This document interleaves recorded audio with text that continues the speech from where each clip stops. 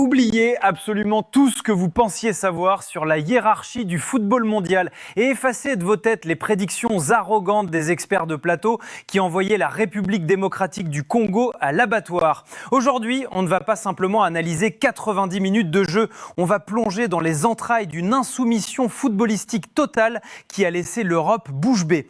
La famille, soyons totalement transparents entre nous. Quand le tirage au sort a mis le Portugal sur la route de la RDC, le monde entier s'attendait à un carnage, à une exécution en règle. En face, c'était l'ogre suprême, l'un des immenses favoris de cette compétition. Une armada terrifiante menée par un entrejeu galactique où Bruno Fernandes, le meilleur passeur du championnat anglais, s'associe à Vitinha et João Neves. On parle ici, sans trembler, du duo de milieu de terrain le plus dominateur et le plus fluide de ces deux. Et pour couronner le tout, la pointe de l'attaque était confiée à Cristiano Ronaldo, l'homme aux records infinis que certains considèrent comme le plus grand de l'histoire. Sur le papier, c'était censé être une tempête promise à détruire les espoirs congolais, un match à sens unique. Mais les Léopards avaient un plan gravé dans le marbre et annoncé avec un aplomb phénoménal. Souvenez-vous des éliminatoires, quand la qualification était acquise et que les esprits s'enflammaient dans le bus, Cédric Bakambu avait prévenu la terre entière avec une formule magique qui résonne encore aujourd'hui comme un oracle historique, le Portugal est maîtrisable. Je vous entends déjà arriver avec vos gros sabots en disant que ce n'était qu'une provocation de vestiaire ou de l'arrogance passagère. Quelle erreur de jugement les frères. Ce match nul un partout n'a rien à voir avec un miracle ou un coup de chance. Ce n'est pas le scénario d'un Espagne face au Cap-Vert où les insulaires ont arraché un point héroïque en subissant un assaut unilatéral du début à la fin, incapables d'aligner 3 passes ou de franchir la ligne médiane. Non, les Congolais sont venus briser 52 ans d'absence sur la plus grande scène du monde avec une dalle monumentale et une absence totale de complexe. Cristiano Ronaldo ou pas, l'histoire s'écrit avec le sang et la sueur, pas avec le prestige des passeports. Et dès le coup d'envoi, la dramaturgie a basculé dans le sublime. Menés dès la 5e minute de jeu sur un coup de casque assassin, les Congolais auraient dû s'effondrer et plier sous le poids de la logique. C'est exactement là que le piège s'est refermé. Au lieu de céder à la panique face au rouleau compresseur portugais, les hommes de la RDC ont fait preuve d'une intelligence froide, une maîtrise émotionnelle digne d'un diplôme supérieur en gestion du stress. Ils ont regardé le monstre dans les yeux, ils ont accepté de souffrir sans le ballon et ils ont attendu leur heure pour frapper au cœur de l'arrogance européenne. La famille, entrons immédiatement dans le vif du sujet et arrêtons de regarder les noms sur le papier pour observer la réalité du rectangle vert. Après cette ouverture du score portugaise précoce à la 5e minute de jeu, tout le monde s'attendait à voir la sélection européenne passer la seconde, appuyer sur l'accélérateur et plier l'affaire en un claquement de doigts. Mais qu'est-ce qu'on a vu à la place ? Une équipe portugaise qui s'est liquéfiée mentalement, tombant dans le piège de la suffisance en faisant circuler le ballon de manière stérile. Ils se sont mis à jouer à la baballe, installant un faux rythme pour endormir la rencontre, persuadés que la République démocratique du Congo allait finir par capituler toute seule. C'était l'erreur fatale. Les Léopards ont refusé de mordre à l'hameçon de la panique. Face à ce milieu de terrain de gala composé de Bruno Fernandes, Vitinha et João Neves qui faisait circuler le cuir avec une fluidité insolente mais sans aucun danger vertical, le bloc congolais est resté de marbre. Pas de pressing désordonné, pas de course inutile pour courir après le vent. Les hommes de la RDC sont restés compacts, solides, glissant en bloc et n'agressant le porteur du ballon que lorsque le danger entrait véritablement dans leurs 30 derniers mètres. Cette discipline de fer a complètement déréglé la machine offensive portugaise. Regardez les statistiques, elles sont impitoyables et ne mentent jamais. Sur l'ensemble des 90 minutes, cette constellation de stars européennes n'a réussi à cadrer qu'une seule et unique frappe, un bilan famélique pour un prétendant au sacre mondial. Et la raison principale de ce fiasco porte un nom, Chancel Mbemba. Le capitaine des Léopards a tout simplement éteint les lumières et verrouillé la double commande de la surface de réparation.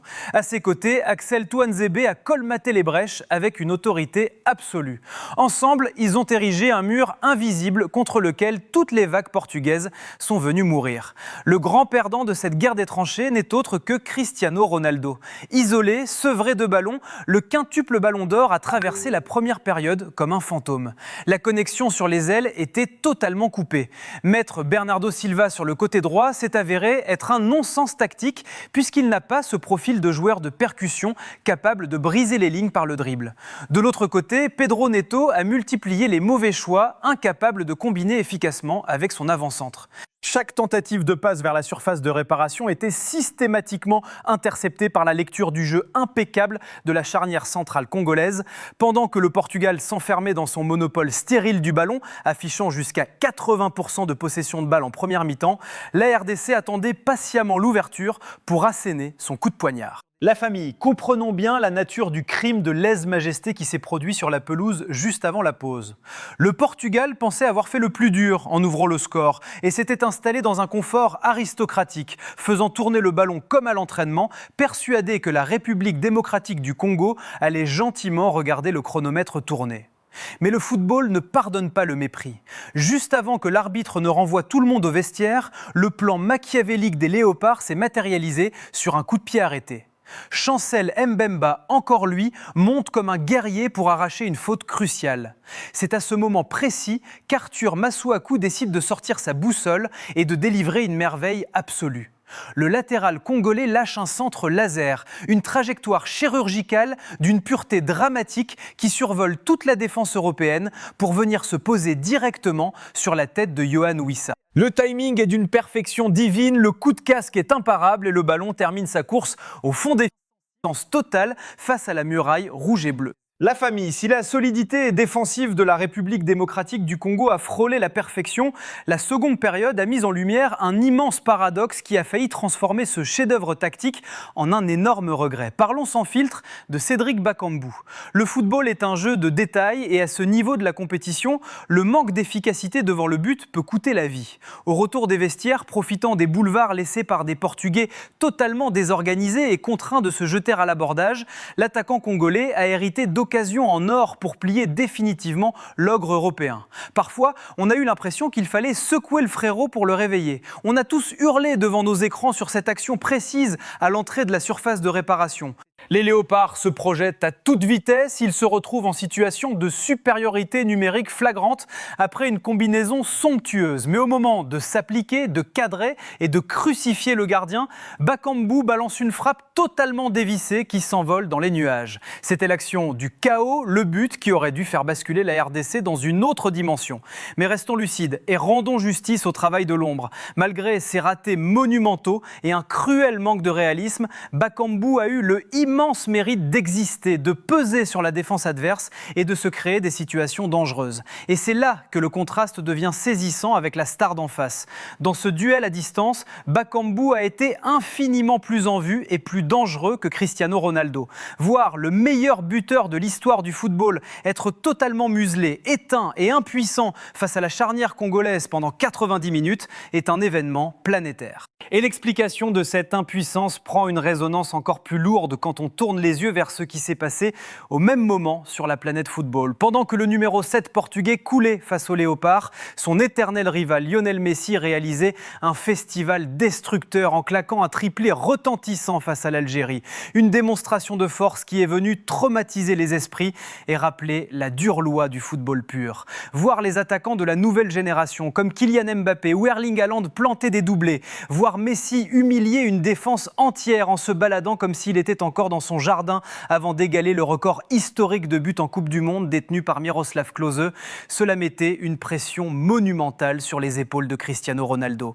Tout le monde attendait une réponse immédiate, un quadruplé de patron pour rééquilibrer la balance face à la RDC. Mais la réalité du terrain a été impitoyable pour le Portugal, incapable de trouver la clé du coffre-fort congolais.